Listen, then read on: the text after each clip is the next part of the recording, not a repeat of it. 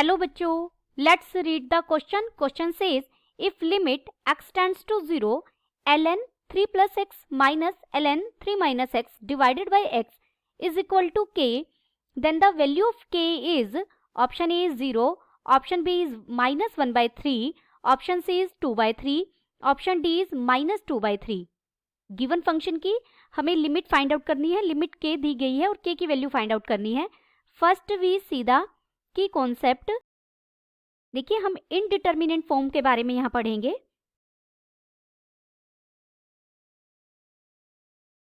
हमारे पास 7 indeterminate form होती हैं.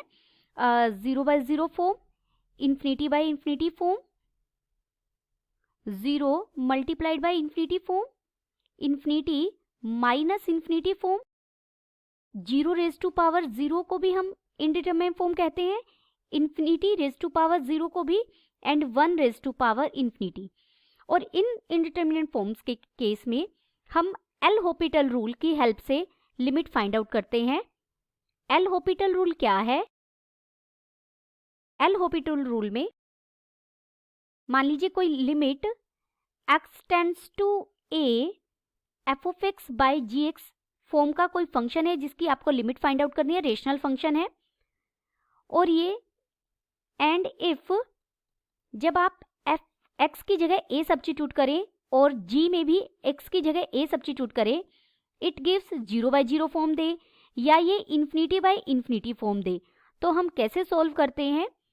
Then limit L'Hopital rule हमें बताता है x tends to a f of x by g of x की लिमिट इक्वल होगी limit x tends to a f dash x, यानी जो ऊपर फंक्शन न्यूमरेटर में आप उसका भी डेरिवेटिव कर दीजिए और जो डिनोमिनेटर में फंक्शन है उसका भी डेरिवेटिव कर दीजिए. और ये प्रोसेस आप कब तक कर दिए? जब तक हमारे पास यहाँ कोई डेफिनेट नंबर नहीं मिल जाता. गिवन हमें फंक्शन क्या दिया गया है?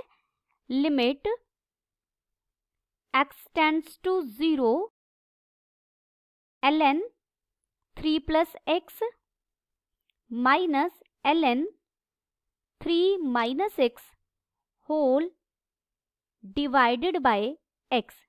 अगर यहाँ आप x की जगह 0 पुट करें, देखिए ये जो ऊपर फंक्शन दिया गया है ये मेरा fx फंक्शन है और जो डिनोमिनेटर में दिया गया है ये फंक्शन मेरा gx है. अगर आप डायरेक्ट लिमिट पुट करें तो ये बन जाएगा ln 3 माइनस ln 3, यानी जो fx फंक्शन है वो भी क्या हो गया? 0, उसकी वैल्यू भी.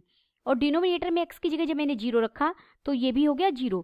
तो ये क्या बना रहा है? 0 बाय 0 फॉर्म बना रहा है. We get indeterminate form 0 by 0. So using L Hospital rule, तो अब हम L Hospital रूल यूज करेंगे. L Hospital रूल में आपने ऊपर वाले फंक्शन का अलग डेरिवेटिव कर देना है और नीचे वाले फंक्शन का अलग डेरिवेटिव कर देना है. इसकी वैल्यू हमें k दी गई है तो k इज इक्वल टू आ जाएगा हमारा लिमिट x टेंड्स टू 0. देखिए ln 3 प्लस x का आप डेरिवेटिव करेंगे तो वो बन जाएगा 1 बाय 3 प्लस एक्स, बीच में माइनस का साइन है, इसका आप डेरिवेटिव करेंगे तो ये बन जाएगा 1 बाय 3 माइनस एक्स, और माइनस एक्स की वजह का डेरिवेटिव -1 भी आएगा, डिवाइडेड बाय डिनोमिनेटर में जो फंक्शन है उसका आप डेरिवेटिव करेंगे. x का डेरिवेटिव x के रिस्पेक्ट में क्या हो जाएगा? 1. दिस इम्प्लाइज, तो हमें k क्या मिला? लिमिट x टेंड्स टू 0 अंदर बन गया 1 by 3 plus x plus 1 by 3 minus x. अब डायरेक्ट सब्स्टिट्यूशन का यूज करेंगे. x की जगह अगर मैं डायरेक्ट सब्स्टिट्यूट कर दूं 0 तो ये बन जाएगा 1 by 3 plus 1 by 3, it gives 2 by 3. तो k की वैल्यू हमें कितनी मिल गई? 2 बाय 3.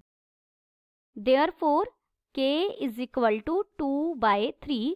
This implies ऑप्शन कौन सा सही हो गया हमारा? C. Option C is correct. Option C is correct and all other options are incorrect. Hope you understood it well. Best of luck.